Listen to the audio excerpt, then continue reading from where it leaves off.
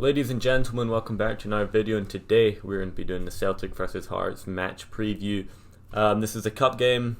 Obviously we're looking for revenge after the 2-1 loss in the league opener at Tynecastle. Obviously it's very different, it's different scenery. We're at Celtic Park now.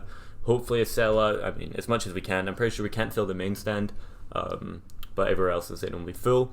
I'm not aware if it's a sellout or not like it was against Jablonec. I'm sure it is, it's only the second game back for full capacity, so the fans will be in the queues to get in. But let's just jump right into this game. I'm not really going to talk about the 2-1 loss much because Celtic are a completely different team now. We've had more time for players to gel into the team, had more time for Ange to implement his system into the team, and now the fans are in. So it's a completely different team. It's just completely different situation from the league opener. But let's jump right into it. Obviously Hearts, we're going to start with Hearts are a very dangerous team on their day, like we saw in the league opener. And I feel like they definitely are capable of coming and beating us this game, and they'll definitely feel like they can, and they have every right to feel that confident. Obviously they're on a good streak right now. Currently I'm pretty sure they're top of the SPFL, which is surprising knowing they're first up, but it's also only 2 games in, so I'm sure they won't be getting ahead of themselves. I don't know too much. Obviously going into this Hearts game, I've not watched the recent games other than the league opener. Obviously I know they're danger men. There's still Liam Boyce, obviously Yarmakai Steven that scored against us, and the one player that I saw in the league opener that I thought was dangerous was Ginelli. I think he's the winger. I don't know how to pronounce his name, but he looks good and he looks like he could possibly cause some problems. I think he would go up against Greg Taylor at left back, unless he switched sides, so he'll go up against Ralston at right back. But those are the 3 danger men I can pick out, and other than that I feel like we outperform them in every position. We outclass them in every position. In every aspect of this game we outperform and outclass them. So there's no reason we should be losing this game, but if we maybe switch up the team because it's a cup game, which I feel would be idiotic of Ange to do, because this isn't just like a League 1, 2 or Championship side. This is Hearts. They're currently top of the SPFL and they're on a streak, and we're looking to build a streak like Hearts have done, so we can get off to a good start and start campaigning our league win, take the league back off Rangers, and obviously we also got to win the treble. We got to send a message that we're back, and this starts tomorrow. Getting a good early cup campaign off, setting us up for a good Scottish Cup campaign, and obviously backing up a good league title campaign hopefully.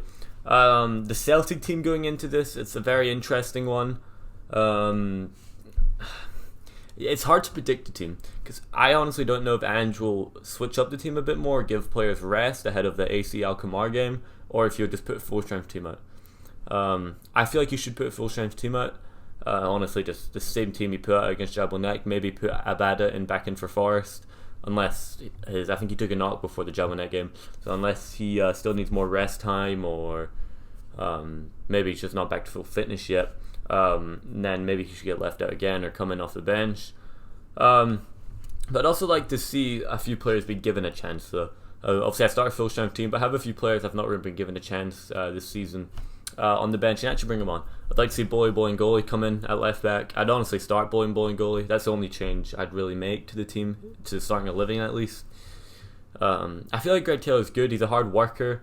But like I said in the match post-match review for the Hearts game, that's the bare minimum any Celtic player should be doing. They should be putting 100% in the field. That's the bare minimum.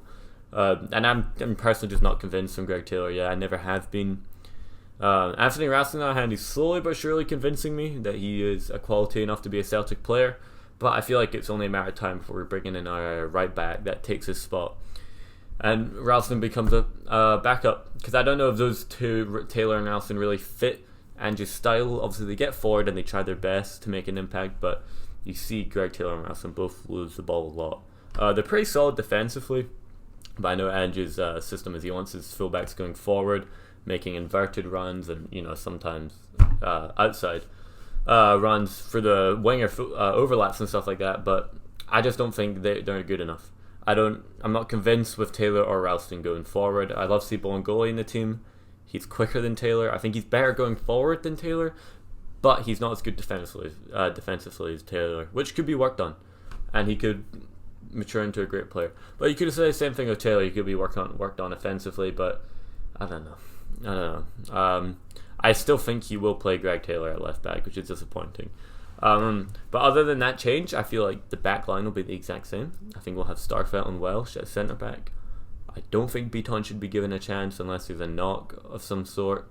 And right back, I think it'll be Tony Ralston as well. No difference in that. The midfield, I would probably think maybe James McCarthy could get a chance tomorrow, his debut. But I feel like it's a really big game to drop him into, starting as well. I wouldn't be surprised if he's on the bench. But he still has to gain match fitness, which I'm no update from Ange if he is 100% yet on the interviews. So we'll have to wait and see when the lineups get released. And the time I'm recording this is probably like 7 hours away, so not that long. But I would start McGregor in the middle along with Turnbull and Rogic. I'd keep that midfield pretty the same. I mean, Rogic played fantastically against Jablonec. Same with Turnbull, so getting 2 goals. And also McGregor, he's Cal McGregor. When does he ever not play a good game? Especially under Ange. Under Lennon, that was a different situation. He was very poor, but under Ange and Roberts, Ange and Rodgers, it's been a completely different story with McGregor. Obviously, then right wing, striker, left wing. I know we play 4-2-3-1, so it's more left mid, right mid. But basically the front three. Up top, I would probably keep Kyogo up top. I don't see why Edouard or Yeti would come into the team unless he's promised a Yeti. He'll play cup matches or something like that, and we maybe force Kyogo out wide, but I don't think we'll be doing that. I feel like it will still be Forrest on the wing unless Abada is fully fit back from his knock he took pre-game against Jablonec. If he is, then I'd put Abada in, but if he's not fully fit, I guess I'd keep Forrest in. And I'd put Christie out on the left and Kyogo down the middle. Other than that, that is my Celtic predicted team. Sorry about that camera shake there, but the predicted score for this game, I don't know. I'm very undecided. I'm either thinking we're going to go out and beat them, like 4-0, 5-0, a humping, or it's going to be a tight one, like 2-1, and maybe 3-2. I do think we might concede this game. Either it could be 4-1 or 5-1. Our defense still isn't 100% solid. Yeah, I don't trust them. So I wouldn't be surprised if we do concede, but I'm 100% hoping we come out with a victory. That I don't think we have an alternate option at this point.